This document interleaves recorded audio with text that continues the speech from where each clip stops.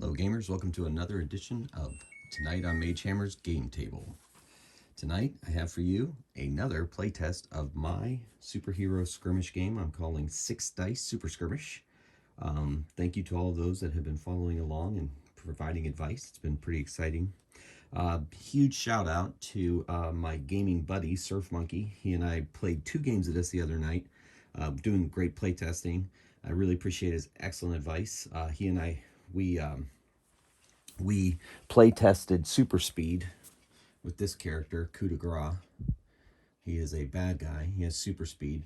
We play tested it in 2 games pretty extensively, made some tweaks as we were going through between games, and I think we've got super speed to a point where we think it works within the realm of the parameters of the system. And so another one of his critiques that I'm working on is that he felt that it felt more science fiction-y than superhero-y. So I'm trying to play around in my brain with ways to make the superpowers more like superpowers, or at least, some other kind of system. But I also have to fit it into my minimalist philosophy for game design. So that one's a work in progress. So I'm going to kind of keep that stuff in mind as we go through tonight's scenario. Now, as before, as I mentioned, I'm playing on a kind of a bigger board than my camera can necessarily cover completely. In fact, off to the right here are the bad guys, and back behind these crates are the good guys, the heroes and the villains. The heroes over here, villains off to the right, so they will be coming into focus soon. Also, in the meantime, the scenario. So tonight's scenario, I've decided that there is a powerful mutant girl who has come to the attention of both the heroes and the villains. The villains want to capture her and use her for her powers, and the heroes want to rescue her from that fate. The board setup, I did my best to create a small town. Got a cemetery, got an industrial area. The buildings aren't the greatest. I created them a long time ago for use with mutants and death ray guns. I've used them for Power Legion. They do in a pinch. They suggest what they are pretty well, I think. So hopefully you all can forgive the primitiveness of my buildings. I just don't have the resources right now to get myself some proper modern buildings, but I'm working on it. In the meantime, and if anybody has any suggestions for modern buildings or really good affordable alternatives to modern buildings, please put them in the comments below. I appreciate any kind of input on that area. Anyway, so the band of heroes and the band of villains are trying to get to her. Also, as you're going to see when I introduce the teams, I only have 1 repeat hero or super on the board tonight that I have not had in a previous video. So I'm trying to show everyone and also test as many of the powers and characters and creatures that I can for this game on camera for you all. The only repeat is on the hero team, Talon. I like him. I've put him on a hero team because I felt that the heroes are going to need some mobility, especially because there's super speed on the other side. His flight power is going to allow him to fly and get to that goal maybe faster than some of his other teammates. So I'm going to go 4 rounds, and whoever gets to the girl first and gets her, sequesters her or gets her off of the board, off of where they came in, they have to leave on the area they came in on, will be the victor.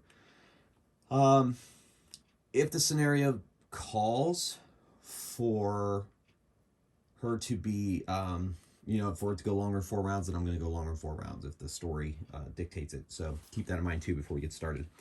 Also, to complicate things, at the beginning of each round, I'm going to try to track it here. Maybe you guys can see that. I can't tell. Anyway, so I'm going to track the rounds with this big die. It's going to have to be up here in the corner. Maybe you'll be able to get a good look at it on the video. Yeah, it's pretty close. So if I move it right there. Yeah, so at the beginning of each round, she is having trouble controlling her powers, and she is going to let out a burst of psychic energy that's going to go in a 6-foot radius. So basically right in the middle of this. Anybody caught in that 6-foot radius has to make a strength. No, No, yeah, it's strength because it's a physical force that flies out of her mind. So they have to make a strength check to against and get 4 successes, or they take 3 damage on the damage table. Um, which 3 damage on my damage table, the greatest thing that could happen to them is that they could be stunned. So you know what? Let's make it 4. Let's make it a 4 hit. Let's make it a 4 damage hit. Anyway, so at the beginning of each round, she is going to explode, basically. And that's how this board, that's how people have fled. They knew that where she was. There's a car accident over here, hit that waste barrel there. So the buildings themselves are fairly intact. The walls in the cemetery and the trees have stayed intact from her explosions. But that's the scenario that's going on. Anybody within that 6-foot radius when it happens. Also, I think, thinking about it, was I was thinking about running this game was that anyone that touches her for the first time, you know, she's scared, you know, so anybody that touches her for the first time also activates her explosion power. So that's going to add an extra layer of strategy and tactics to this scenario. So hopefully that's all clear to you. I feel like at this point I'm rambling. I apologize. It's a lot to cover, and I really want to get into the action. So with that in mind, without further ado, let's get started. Get my dice out and rolling here. As always, or at least in the past, not always, in the past couple of games, we have been using the frosted blue for the heroes. So we're going to continue that. And we've been using a translucent purple for the villains. So that's going to continue. Mostly because I am out. I'm also using my Infinite Realms, which is my local gaming hobby shop. Their promotional die, because this die is just amazing. Anyway, remember 6 is bad on the damage table, so this is the damage die I'll be rolling for tonight. I'm also using my Fantasy Flight tokens to indicate activations. So there, now all the pieces are in place. The board is set. Let us begin. We'll roll off d6s. So the heroes have first action. They get first activation. This game, of course, for those of you who may not have seen this before, this is your first video, it uses alternate activations. So they're not going to mess around. They're going to get straight to Talon. 14-inch flight move, ignoring terrain. Going to fly to the edge of this building for 1 activation. And then he is... Now, they know, they're kind of aware of her powers. They briefed themselves on her powers for that, but he needs to take the risk. He is then going to fly down and not be adjacent to her, but try to talk to her. All right, so he has not made physical contact. He's talking to her. If this were in the comic, he'd be talking to her, and she is listening, but she is, of course, frightened, but he has not made physical contact, so she does not explode. And when I top it around, I meant every subsequent round after 1. So that is his activation. So now we're going to activate over here. We're going to activate their speedster. Now super speed, what Surf Monkey and I came up with was that we felt 12 inches was good for super speed, but 3 actions. Where everybody else has 2 actions per activation, he has 3. So he's going to go 12 inches here. And then he's going to go 6 inches there, make contact, try to grab her with his 3rd activation. When he does so, she explodes. He doesn't care. So here goes the explosion.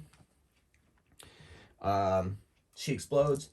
He has to make a strength check. And Talon has to make a strength check. Now, these aren't the strongest of guys. Well, Talon, yeah, they're not the strongest of guys. So we'll see. They both roll 4 dice for this kind of check. We'll see. And they need to get... Talon needs to get 3s, as does coup de grace. So we got, only 1 3. He needed 4 successes. Coup de grace gets 6 successes, because even on these kind of rolls, 6s count as 2 successes. So unfortunately, Talon has to make a damage roll at 4 hits, while coup de grace managed to avoid the worst of her explosion. So here is Talon's roll. 2 plus 4 is a 6. 6 is a staggered result, so he goes back a base, maybe loses a feather, but at least he's further away from her, and she has been grabbed. Now, with the super speedster holding on to her, that could prove to be problematic for the heroes. Next up, I think they're gonna activate phase. Phase has an 8-inch move. He's immaterial. Think Kitty Pryde from the X-Men, Shadowcat. So he's going to phase through these containers that he's by. He ignores all terrain, and he moves faster than most. So this is one activation here. So that's 8 inches. He moves right through those crates, and he's going to move right through that car, try to get over there as best he can, but he has 2 move actions, and that's it for his activations. All right, moving on to the bad guys. The next most mobile person they've got is Ogre, who's bigger and has a bigger move size. So Ogre's going to go 8 inches. He's going to squeeze past his leader here, over here. Oh, I didn't introduce teams. I guess you're going to be revealed the teams as we go. So that's 1 activation and 2 activations. We'll put Ogre right about here. And going to try to get into the fray. I thought I might have Ogre try to throw that car, but we'll do that later, I guess. No real need to do it now. All right, moving back over to the heroes. The other 2 heroes we have in place, 3 heroes, is we have Ambush. So she is going to climb, which is, it's going to cost her 2 movement to get on top of 2 inches of movement. She's invisible, and that's 2 inches of movement, and she can move another 4 over to the edge of here, and she's going to take aim. Now, she could shoot at coup de grace, and he's holding on to the girl, but she could hit the girl.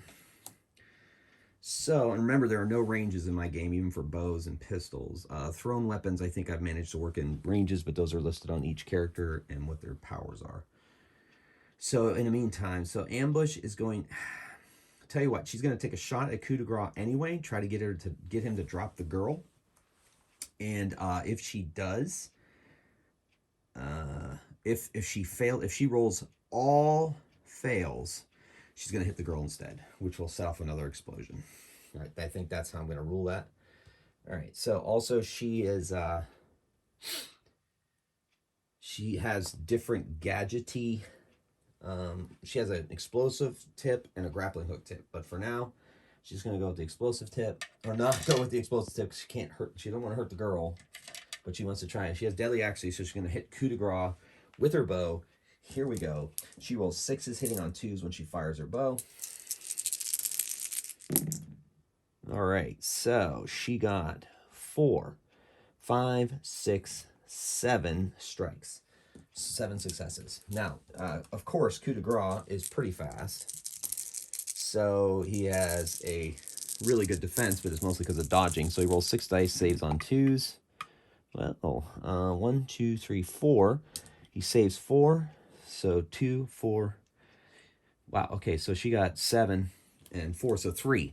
So he's rolling on the damage table at +3. And he rolls a 6 total, which is enough to stagger him, but not stun him. So that's going to send him back, but it's not enough to drop the girl. He's still holding on to her, and they are out of the way. So that was Ambush's 2 actions. Over to the villains. Doomlord is... he's going to move out there. He has a 6-inch move, and he has a crossbow blaster.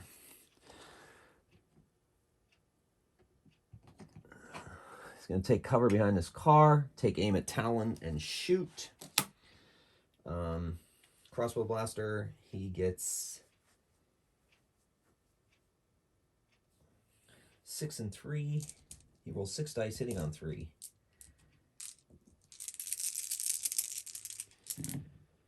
And, ooh, not great. So 3 successes for Doomlord with his crossbow blaster.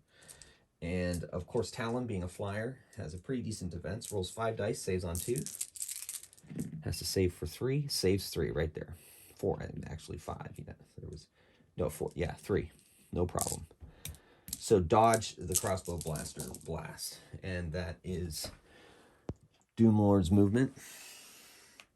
Then we have over here, we've got 2 more. Alex Drake. the Dragon Man, he is going to go, he's just going to make a double move, or it's going to go 12 inches right out of the gate.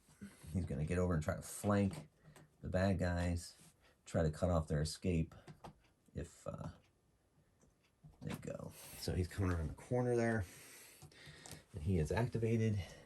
Then we have two more over here. We've got Razorback and Dragon Blade. So Razorback has a 6-inch move.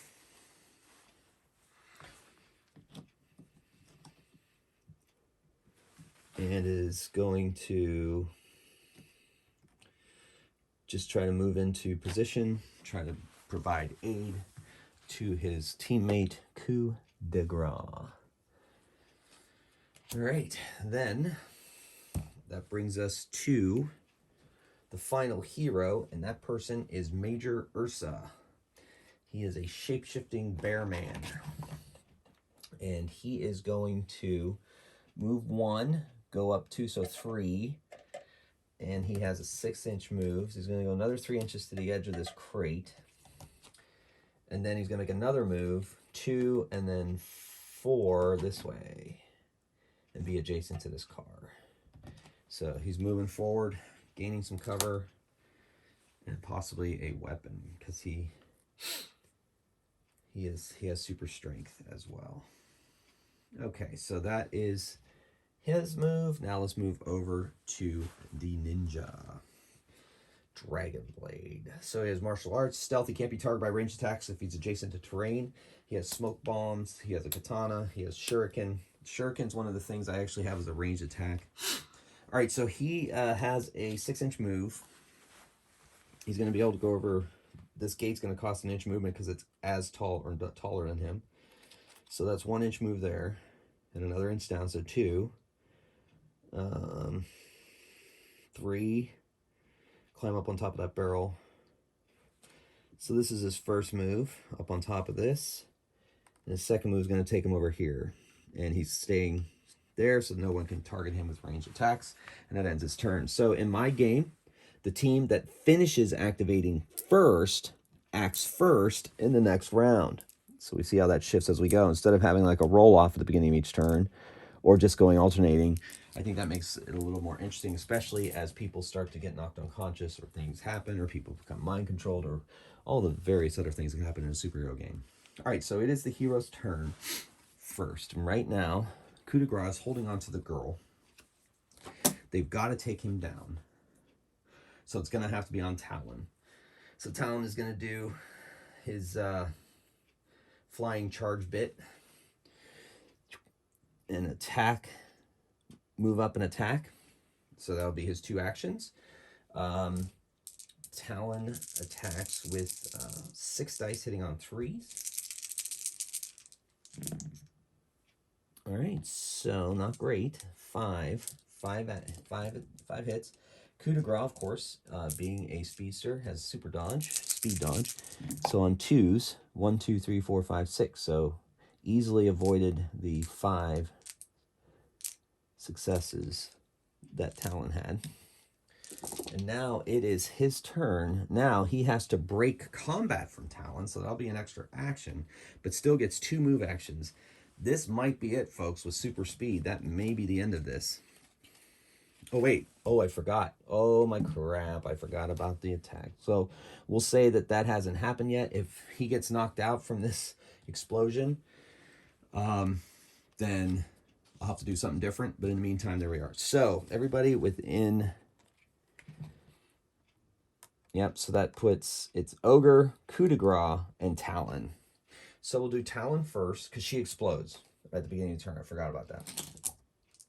So Talon's strength is 4. Solving on 3s. 1, 2, 3, 4. So made it, barely. Takes no damage.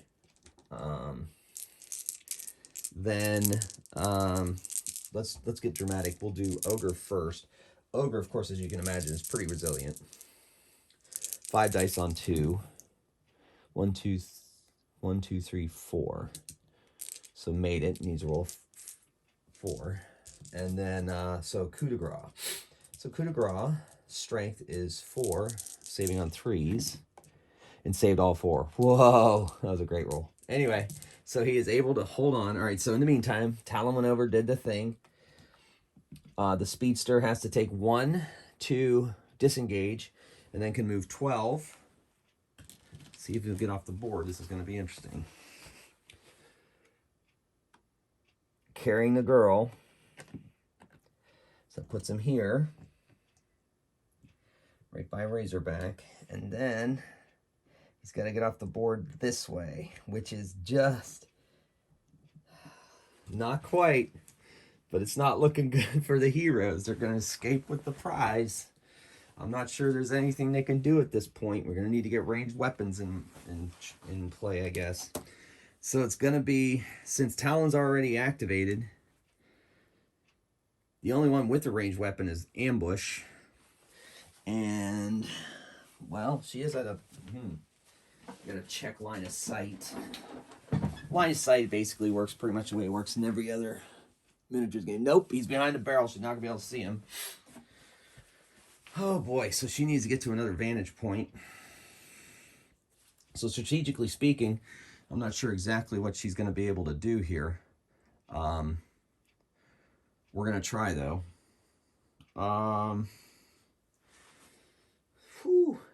Only Talon can fly, and Talon's already gone. They did what they could. Probably should have had Ambush shoot first, then do Talon do his thing. But it's too late. So she is going to move 6 inches. She's going to jump down on this car. So that'll be like 3 inches. We'll just call that one move. 6 inches gets to the end of the car. No, she can't. She's got to get to a vantage point in which she could possibly see him. So she's going to go 2, 4. Yeah, but she's up here. She climbs up there. That's going to take 2 of her actions.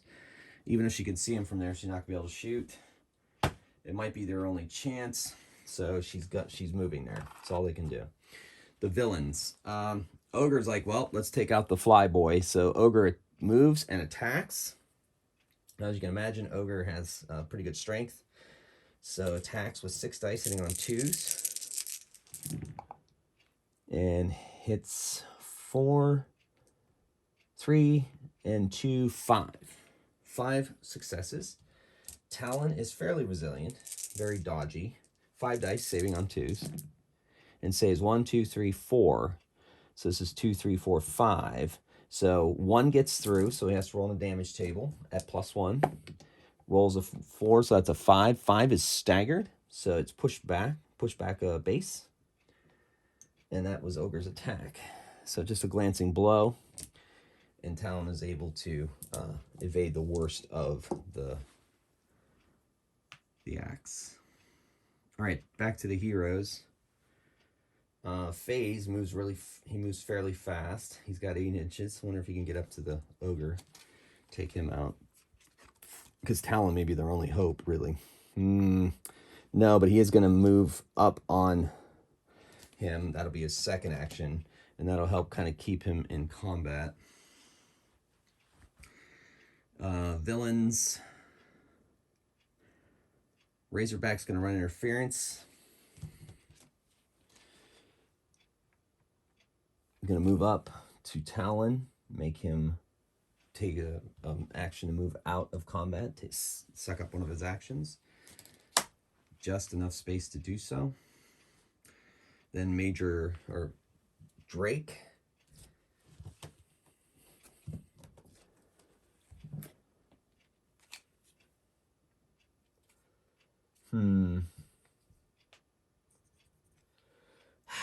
Gonna try to tie up Razorback, but that's really just not doing much for any of it. 2 activations. 3 activations for a speedster is rough, especially given this scenario. But we'll see. Maybe he'll get knocked down by her power. We'll see. There's all kinds of crazy things can happen. All right. In the meantime, Doomlord. Doomlord. He's going to move back here to cover. No. Well, let's see. I have her invisible, which works pretty much like the Dragon Blade's ability right now, in that if she is adjacent to any kind of terrain, she cannot be targeted. She's invisible. Or just invisible. No, she's just invisible, period. She cannot be targeted by ranged attacks. You have to be close to be able to figure out where she is. So he won't be able to shoot at her, not going to be able to shoot at FaZe. Might be able to shoot at Major Ursa. He's got cover. Maybe not line of sight because of Ogre. So he's just going to retreat back and cover the retreat of his teammate. Which brings us back to here. Major Ursa is going to move 6. And 6, trying to get in on this action here. Try to get where he can to try to stop the escape of that. And then we have Dragon Blade. Dragon Blade is going to make a full move to get over all this terrain and everything to come here. And then is not going to engage Major Ursa because will not be able to attack. But instead, since only 6 is away, he's going to throw some shuriken at Major Ursa. Agility 6-2.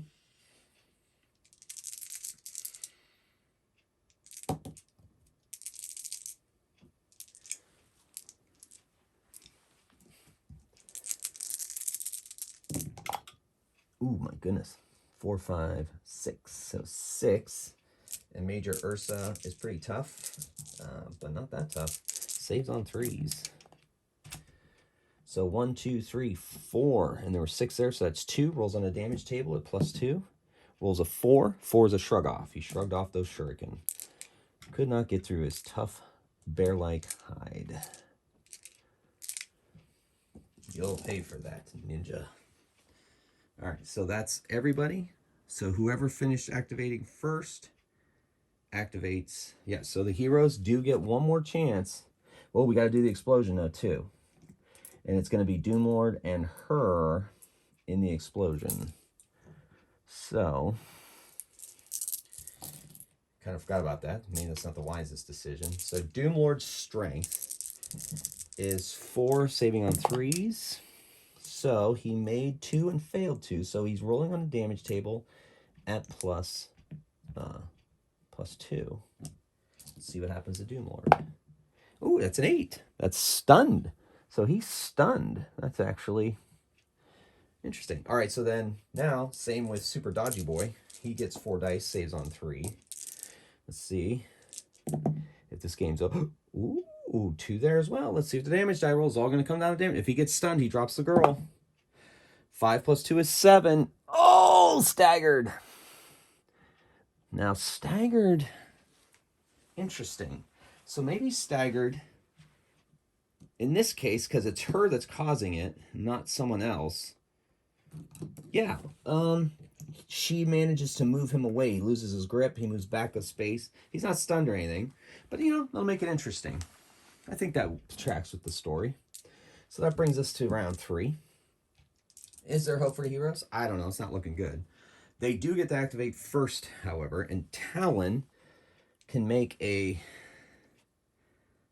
Now, that's interesting. Because if... See, strategically speaking, if Fire Drake can... If Alex Drake / Fire Drake, if he... Ooh, he can do breath weapon. He has a breath weapon. He could try to take out, because they're so close within 6 inches, he could try to take out Razorback. And the problem is you can't make range, it counts as a range attack, and you can't make range attacks against people who are engaged with your partners, even if FaZe won't take any damage. But, all right, so it's the gambit. So Alex Drake... No, they don't really have any. They don't have any choice, because even if Alex Drake stuns the Razorback, then coup de grace gets to go, and basically he's going to move. Oh, well, he may have to survive another punch. Ooh, that does make that interesting. So to take the gambit, have Alex Drake attack, possibly take down Razorback to free up Talon to make a move. You can pre-measure. Ooh, he's just going to be short of getting there, so he'll still have to make 2 move actions to get to her. But then he'd be adjacent, and then she'd go off again. But right now, he'd have to make a move, and he'd move over there, and he wouldn't be. Oh, man. All right, so what they're going to do is, I think Alex Drake is going to try to take down Razorback and hope for the best, and hope that the girl's power takes coup de grace down enough to buy more time for the heroes to get to her. All right, so I guess that's what I'm doing. I don't know if it's the best choice, but I think it's still a way out. So here we go. So Alex Drake attacks, hitting on 3s with his. He has a mace. All right, so he attacks Razorback and hits on 3s. So got 2, 3, 4, 5, and Razorback is pretty tough and saves on 2s. So that was a 3 there. So this was a 3. 1, 2, 3, 4, 5. 1, 2, 3, 4, 5. Okay, so Gambit didn't pay off. You know, maybe I mean, it's part of that superhero suggestion that Surf Monkey gave me. Maybe. Oh, no, I forgot about ambush. Does she have line of sight on coup de grace? Oh, she does. Holy moly. You know what? I'm backing that up. I know. Hey, it's my game. But, oh, so, anyway, what I was saying before I just saw ambush over, she really is invisible, is that if I gave like hero tokens or hero points or like reroll dice or reroll points or something like that to heroes and the villains, I don't know. All right, anyway, so I'm taking back my plan. Thank you for letting me take back my opponent. You're welcome. All right, here we go. So Ambush is going to shoot coup de grace because now he is in sight. So she's going to fire off. All right, so here's the thing with her explosive arrow. If she hits the explosive arrow, she could hurt the girl. But I think the worst that could happen is knockout, which would be okay because then that would shut down her power. So she's going to use an explosive arrow. So that's +2 on the damage roll if she is successful against anybody who doesn't make it. All right, and then Doomlord is going to be in the range as well because it's a 6-inch diameter radius. So same with her power. Yep. All right, so we're shooting out an explosive arrow at coup de grace. Ooh, not great. Oh, well, no, she hits on 2s. She hits on 2s, so okay, that's not terrible. Okay, so 4, 5, 6. So that's pretty good. And it's an explosive arrow. And the girl actually is going to have to save against this as well, but that's only if it's on target. And her target is coup de grace. So coup de grace has to save first. He gets dodgy, super dodgy stuff. Saving on 2s. 1, 2, 3, 4, 5. And we got 2, 3, 4, 5, 6. So it does explode. So in this case, the explosion goes off like her power. He takes the damage die, but it's at +2. He's already got 1 going through, so +3. So that's 7, which staggers him. Staggers him back. Then the other 2 have to make strength checks. Now the girl's strength is not good. So she's basically a normal person. And she needs to roll 2 6s to make this happen. She doesn't. So she doesn't get any saves on that. And so she has to take this at +4, which actually is +6. So that's, 7. Oh, she's only staggered. So it staggers her back. I don't believe it. All right. Coup de grace, or Doomlord, strength, saving on 3s. And coup de grace doesn't have to save again because he's got the initial explosion. So anyway, saving on 3s.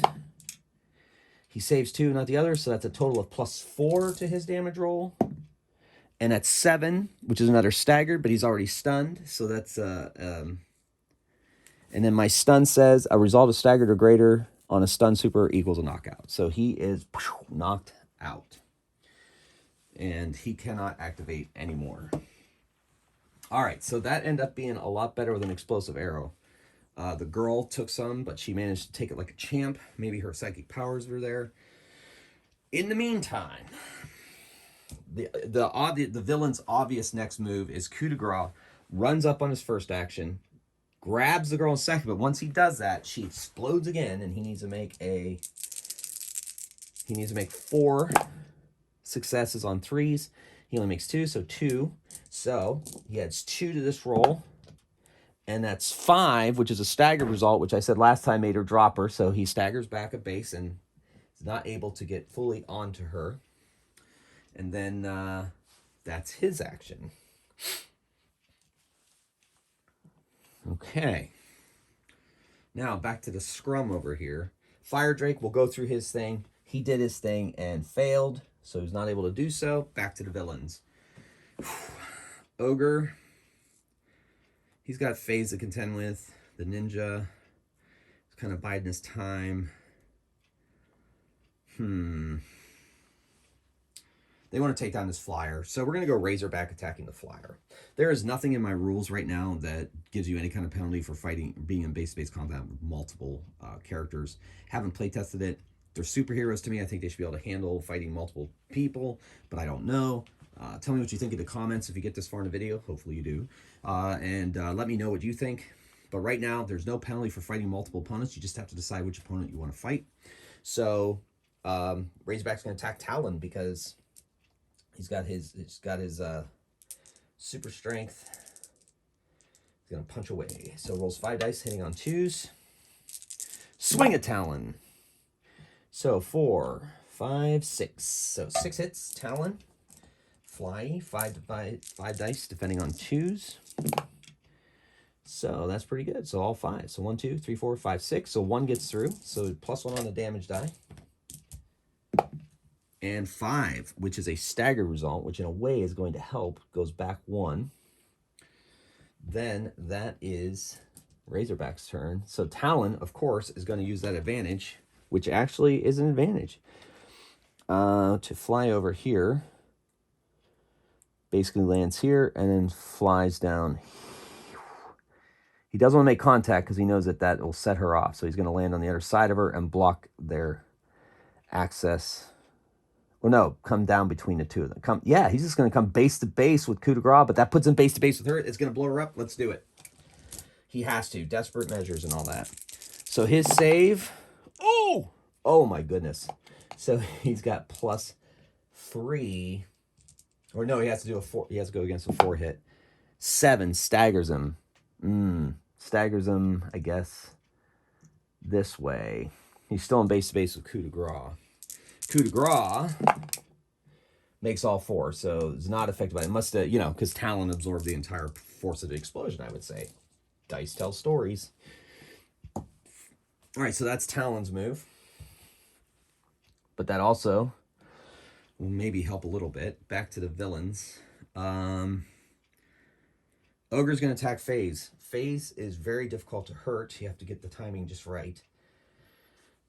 He re-rolls 1 for defense rolls and already defends on 6 2s. But Ogre's going to take a swing, hoping to get lucky. And, yeah, and that might be one of those places I could work in a super thing. Like, FaZe may only be able to be affected by, like, instead of, like, giving this kind of defense, maybe they can only be affected by energy attacks. That's something I'm going to take into account. And that's kind of questions that come out during playtesting and getting good input from, like, Surf Monkey, my friend, and all that. So, anyway, so Ogre's going to take a swat at FaZe, hoping to get him. Hitting on 2s. So hits all 6. No 6s, interesting.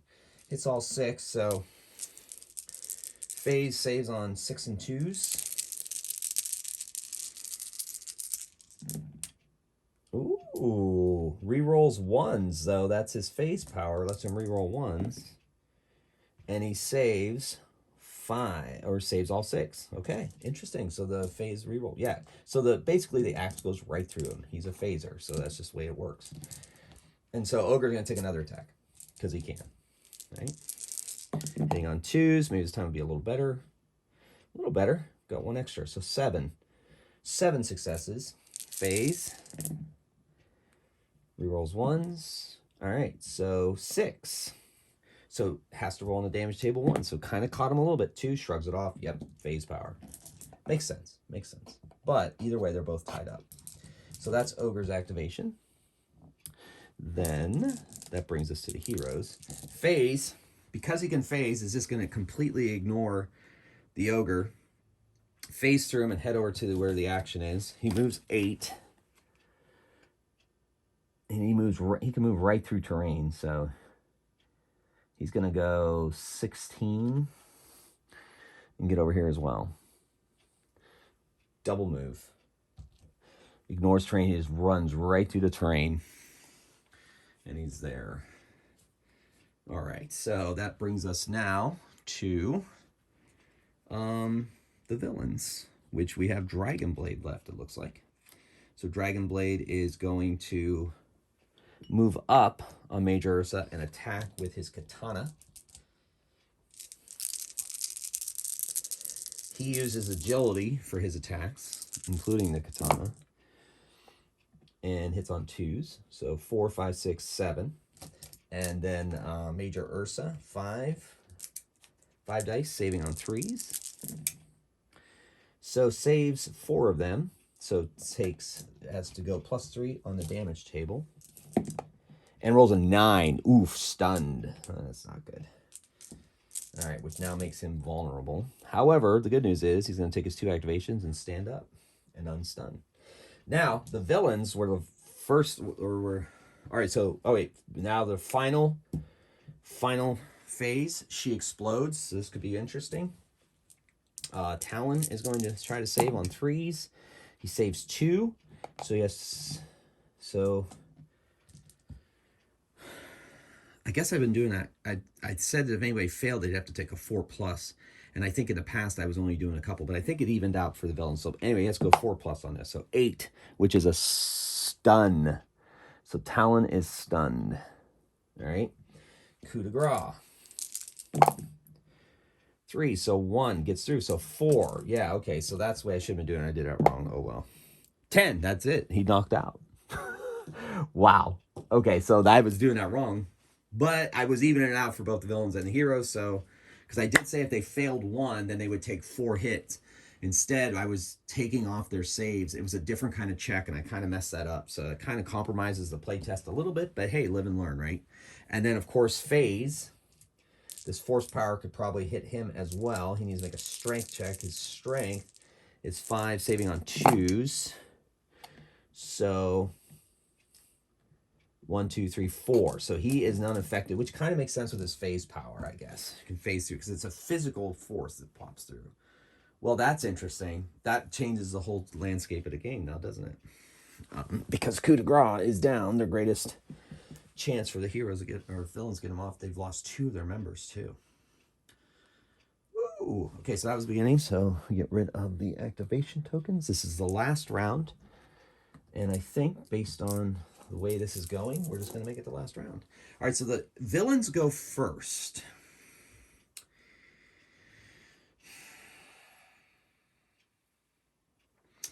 Ogre moves 8. Going to move here and is going to kick this car at Talon just because I want to do it. Kick it, because he'd have to take time to pick it up and then throw it.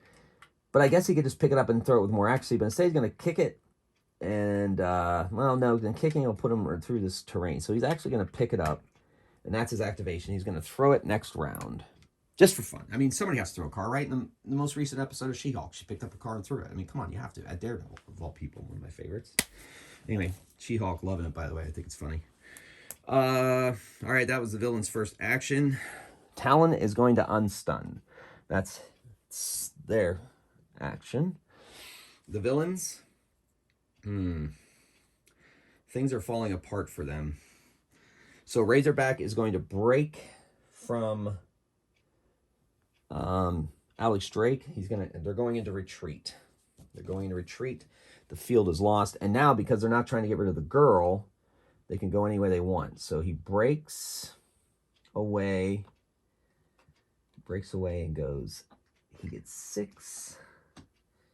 So he breaks away and moves. So there he is. He's running away.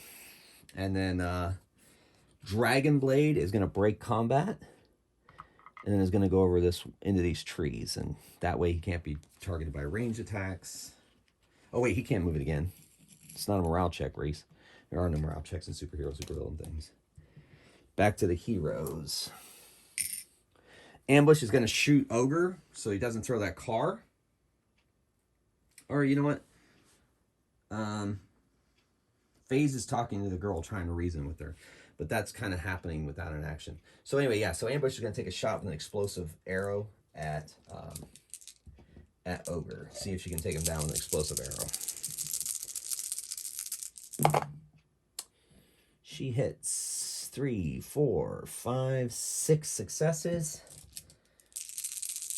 Ogre, 5 dice, saving on 2. 1, 2, 3, 4, 5. So 1 gets through, but it's +2 because it's explosive arrow. So she's rolling 3 on the damage table. Not the best, but still better than. And 5, it's enough to stagger him. He goes forward a bit, and you know what? I'm gonna make a strength check to see if he holds on to the car. He's 4. He gets it. He's still holding on to the car, but it moves him forward a little bit. All right. Yeah, whole base. All right, so that's an ambush. He's gonna take another shot. 2 more. Another explosive arrow. Not great. 4, 5. 1, 2, 3, 4, 5. Yeah, that one didn't even break through. It exploded, but really didn't affect that big, bulky villain. Back to the bad guys. He's going to go into the trees. 2 actions to do so. Could drop a smoke bomb too, but he's not going to yet. Back to the heroes.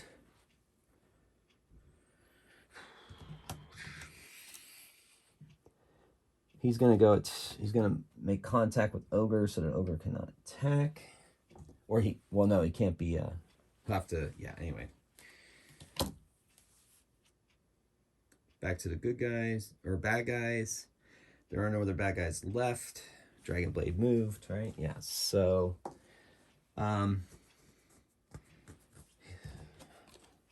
same thing here.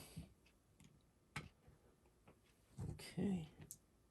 And then, guess it goes to good guys again. FaZe is going to talk the girl down, tell them that they're not there to hurt her, and that's going to be the end of the scenario. The heroes win.